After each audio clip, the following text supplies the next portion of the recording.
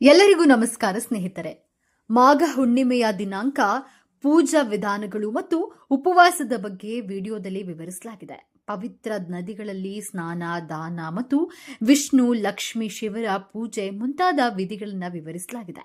ಉಪವಾಸದ ಸಮಯದಲ್ಲಿ ಏನು ತಿನ್ನಬೇಕು ಮತ್ತು ಏನು ತಿನ್ನಬಾರದು ಎಂಬುದರ ಕುರಿತು ಸಂಪೂರ್ಣ ಮಾಹಿತಿ ಇಲ್ಲಿ ತಿಳಿದುಕೊಳ್ಳಿ. 2025 ಫೆಬ್ರವರಿ 12 ಬುಧವಾರ ಅತ್ಯಂತ ವಿಶೇಷವಾದ ದಿನ. ಅಂತಂದ್ರೆ ಮಾಘ ಮಾಸದ ಹುಣ್ಣಿಮೆಯ ವ್ರತವನ್ನ ಆಚರಿಸಲಿಕ್ಕೆ ಅತ್ಯಂತ ಶುಭಕರವಾದ ಸಂದರ್ಭ. ಈ ಶುಭಕರವಾದ ಸಂದರ್ಭದಲ್ಲಿ ಯಾವ ರೀತಿಯ ಸ್ನಾನ ಹಾಗೂ ದಾನ ಕರ್ಮಗಳನ್ನ ಮಾಡೋದ್ರಿಂದ ನಾವು ಜನ್ಮ ಜನ್ಮಾಂತರಗಳಿಂದ ಅನುಭವಿಸುತ್ತಾ ಬಂದಿರುವ ದಾರಿದ್ರ್ಯವನ್ನ, ಆರ್ಥಿಕ ಸಮಸ್ಯೆಯನ್ನ, ಸಾಲಬಾಧೆಯನ್ನ ನಿವಾರಿಸಿಕೊಂಡು ಸಂಪದ್ಭರಿತ ಜೀವನವನ್ನ ನಡೆಸಬಹುದು, ಹೇಗೆ ಎನ್ನುವಂತಹ ವಿಚಾರವನ್ನ ನಾವಿಂದು ತಿಳಿದುಕೊಳ್ಳೋಣ. ಅದೇ ರೀತಿ ತಂದೆ ತಾಯಿಯ ಸ್ಥಾನದಲ್ಲಿರುವ ಗೌರಿ ಶಂಕರ ಅನುಗ್ರಹದಿಂದ ನಮ್ಮ ಮನೆಯ ಮೇಲೆ ಹೇಗೆ ಸಂಪೂರ್ಣ ಅನುಗ್ರಹವನ್ನ ಪಡೆದುಕೊಳ್ಳುವುದು, ಅದರಿಂದ ಸ್ವಂತ ಮನೆ ಕಟ್ಟಬೇಕು ಎನ್ನುವ ಕನಸು ಹೇಗೆ ಈಡೇರಿಸಿಕೊಳ್ಳಬಹುದು, ಅಥವಾ ಸ್ವಂತ ಮನೆಯನ್ನ ಕಟ್ಟುವಲ್ಲಿ ಇರುವ ಅಡೆತಡೆಗಳನ್ನು ಹೇಗೆ ನಿವಾರಿಸಿಕೊಳ್ಳಬಹುದು ಎನ್ನುವ ವಿಚಾರವನ್ನ ಸಹ ಇಂದಿನ ವಿಡಿಯೋದಲ್ಲಿ ನೋಡೋಣ. ಅದಕ್ಕೂ ಮುಂಚೆ ನೀವು ನಮ್ಮ ಚಾನಲ್ಗೆ ಸಬ್ಸ್ಕ್ರೈಬ್ ಆಗಿಲ್ಲ ಅಂದ್ರೆ ಈಗಲೇ ಸಬ್ಸ್ಕ್ರೈಬ್ ಆಗಿ, ವಿಡಿಯೋನ ಮರಿದೆ ಲೈಕ್ ಮಾಡಿ, ವಿಡಿಯೋನ ಸ್ಕಿಪ್ ಮಾಡದೆ ಕೊನೆ ತನಕ ನೋಡಿ. ಹೌದು, ಮಾಘ ಮಾಸದ ಪೂರ್ಣಿಮಾ ತಿಥಿಯನ್ನ ಮಾಘ ಪೂರ್ಣಿಮಾ ಎಂದು ಕರೆಯಲಾಗುತ್ತದೆ. ಹಾಗೂ ಈ ದಿನ ಸೂರ್ಯದೇವನು ಕುಂಭರಾಶಿಯನ್ನ ಪ್ರವೇಶಿಸುವುದರಿಂದ ಕುಂಭ ಸಂಕ್ರಾಂತಿ ಆಚರಿಸಲಾಗುವುದು. ಮಾಘ ಪೂರ್ಣಿಮಾ ದಿನದಂದು ಸಂಗಮ ತೀರದಲ್ಲಿ ಸ್ನಾನ ಮಾಡಲಾಗುತ್ತದೆ. ಮಾಘ ಪೂರ್ಣಿಮಾ ವ್ರತ ವಿಧಿ: ಮಾಘ ಪೂರ್ಣಿಮೆಯ ದಿನದಂದು ಸೂರ್ಯೋದಯಕ್ಕೆ ಮುಂಚಿತವಾಗಿ ಎಚ್ಚರಗೊಂಡು ಪವಿತ್ರ ನದಿಯಲ್ಲಿ ಸ್ನಾನ ಮಾಡಬೇಕು. ನದಿಯಲ್ಲಿ ಸ್ನಾನ ಮಾಡಲು ಸಾಧ್ಯವಾಗದಿದ್ರೆ ಮನೆಯಲ್ಲಿ ಗಂಗಾ ನೀರಿನಲ್ಲಿ ಬೆರೆಸಿ ಸ್ನಾನ ಮಾಡಿ.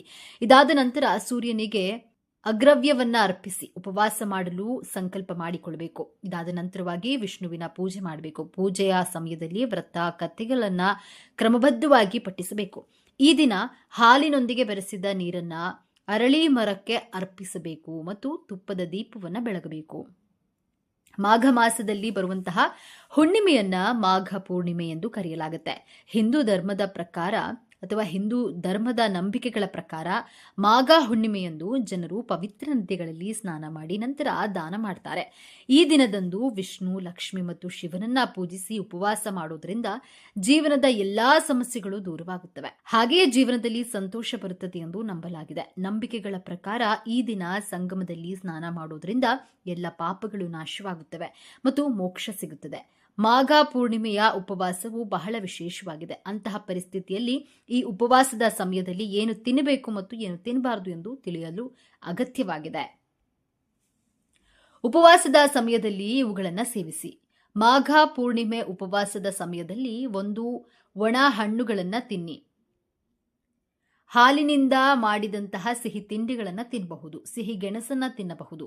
ಉಪವಾಸದ ಸಮಯದಲ್ಲಿ ಇವುಗಳನ್ನು ತಿನ್ನಬೇಡಿ. ಮಾಘ ಪೂರ್ಣಿಮೆಯ ಉಪವಾಸದ ಸಮಯದಲ್ಲಿ ಮಾಂಸಾಹಾರವನ್ನು ಸೇವಿಸಬಾರದು, ಮದ್ಯ ಸೇವಿಸಬಾರದು, ಮಾದಕ ದ್ರವ್ಯಗಳಿಂದ ದೂರವಿರಿ, ಎಳ್ಳೆಣ್ಣೆಯನ್ನ ಸೇವಿಸಬಾರದು, ಕೆಂಪು ತರಕಾರಿಗಳನ್ನು ತಿನ್ನಬಾರದು, ಉಪ್ಪನ್ನ ಸೇವಿಸಬಾರದು. ಈ ದಿನ ಈ ವಿಧಿವಿಧಾನಗಳನ್ನ ಪಾಲಿಸಿದ್ರೆ ಶಿವಾನುಗ್ರಹದಿಂದ ಸರ್ವ ಸಂಪದಗಳು ಪ್ರಾಪ್ತಿಯಾಗುತ್ತೆ. ಆಂಜನೇಯ ಸ್ವಾಮಿಯ ವಿಶೇಷ ಕೃಪೆ ಲಭಿಸುತ್ತೆ. ನಿಮ್ಮೆಲ್ಲರ ಕಷ್ಟಗಳಿಗೆ ಮುಕ್ತಿ ನೀಡುವಂತಹ ಸರಳ ವಿಧಾನಗಳು ಯಾವುದು ಎಂದು ಇವತ್ತಿನ ವಿಡಿಯೋದಲ್ಲಿ ಸಂಪೂರ್ಣವಾಗಿ ತಿಳಿಸ್ಕೊಡ್ತಿದ್ದೀವಿ. ಬನ್ನಿ. ಮಾಘ ಮಾಸದ ಪೌರ್ಣಿಮೆಯ ದಿನ ಮಾಡಬೇಕಾದ ಮೊದಲ ಕೆಲಸ ಏನಂದ್ರೆ ಅದು ದೀಪಾರಾಧನೆ. ಮನೆಯಲ್ಲಿ ಅಥವಾ ದೇವಾಲಯಗಳಲ್ಲಿ ನಿಮ್ಮ ಕೈಯಲ್ಲಾದಷ್ಟು ದೀಪಗಳನ್ನ ಬೆಳಗಿಸಿ ದೇವರ ದರ್ಶನವನ್ನ ಮಾಡಿ ಮನೆಗೆ ಬರಬೇಕು. ಇದರಿಂದ ನಿಮಗೆ ನಿಮ್ಮ ಮನೆಗೆ ಇರುವಂತಹ ಎಲ್ಲಾ ನಕಾರಾತ್ಮಕ ಶಕ್ತಿಗಳು, ನೆಗೆಟಿವ್ ಶಕ್ತಿಗಳು, ದೃಷ್ಟಿ ದೋಷಗಳು ತೊಲಗಿ ಹೋಗುತ್ತದೆ. ದೇವರ ಅನುಗ್ರಹ ನಿಮಗೆ ಮತ್ತು ನಿಮ್ಮ ಮನೆಗೆ ಪ್ರಾಪ್ತಿಯಾಗುತ್ತೆ.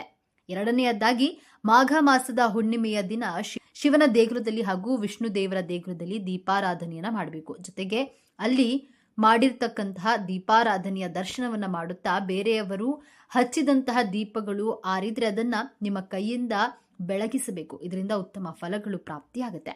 ಈ ದಿನ ಮರೆಯದೆ ಪ್ರತಿಯೊಬ್ಬರೂ ಕೂಡ ಆಂಜನೇಯ ಸ್ವಾಮಿ ದೇಗುಲದಲ್ಲಿ ದೀಪಗಳನ್ನ ಬೆಳಗಿಸಿ ಪ್ರದಕ್ಷಿಣೆಯನ್ನ ಮಾಡುತ್ತಾ ಆಂಜನೇಯ ಸ್ವಾಮಿಯ ದರ್ಶನವನ್ನ ಪಡೆದುಕೊಳ್ಬೇಕು.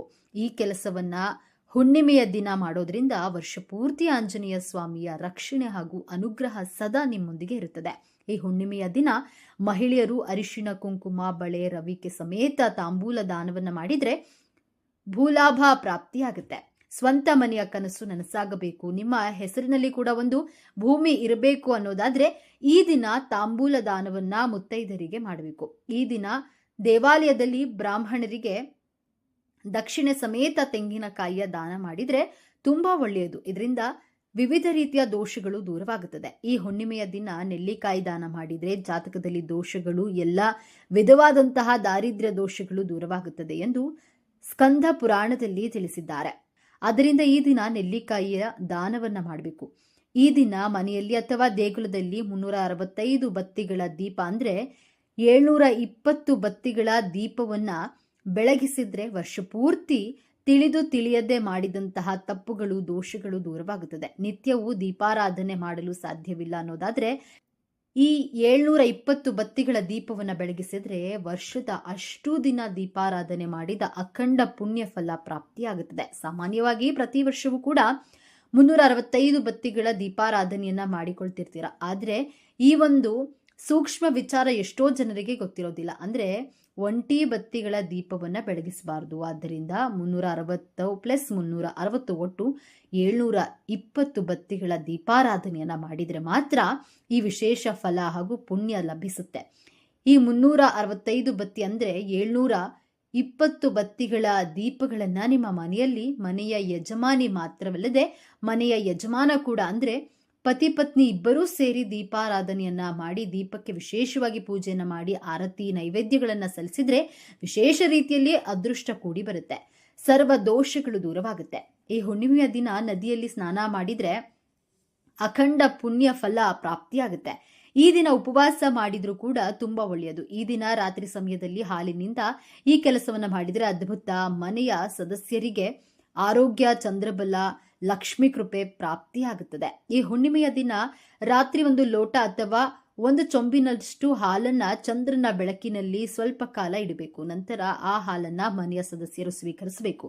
ಸ್ವೀಕರಿಸುವಾಗ ಓಂ ನಮಃ ಶಿವಾಯ ಎಂದು ಹೇಳಿಕೊಳ್ಬೇಕು. ಹೀಗೆ ಮಾಡೋದ್ರಿಂದ ಚಂದ್ರನ ಅನುಗ್ರಹ, ಲಕ್ಷ್ಮಿಯ ಕೃಪೆ, ಶಿವಕೃಪೆ ಪ್ರಾಪ್ತಿಯಾಗುತ್ತದೆ.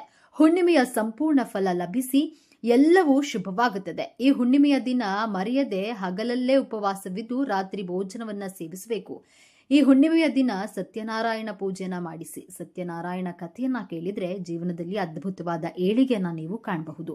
ಹಾಗೆಯೇ ಯಾರಿಗೆ ಉದ್ಯೋಗದ ಸಮಸ್ಯೆಗಳು ಹೆಚ್ಚಾಗಿರುತ್ತದೋ, ಹಣಕಾಸು ಕಷ್ಟದ ಕಾಲಕ್ಕೆ ಸಿಗದೆ ಯಾವಾಗಲೂ ಹಣದ ಸಮಸ್ಯೆಗಳು ಹೆಚ್ಚಾಗಿದ್ರೆ, ವ್ಯಾಪಾರ ನಷ್ಟದಿಂದ ಸಾಕಾಗಿದ್ರೆ ತಪ್ಪದೆ ಕಬ್ಬಿನ ಹಾಲಿನಿಂದ ಶಿವನಿಗೆ ಅಭಿಷೇಕವನ್ನ ಮಾಡಿ ಸಿಹಿ ಪೊಂಗಲನ್ನ ನೈವೇದ್ಯವಾಗಿ ಇಡಬೇಕು. ಇದರಿಂದ ಉದ್ಯೋಗ, ವ್ಯಾಪಾರದ ಸಮಸ್ಯೆಗಳು ಕಳೆದು ಧನಲಾಭ ಉಂಟಾಗುತ್ತದೆ.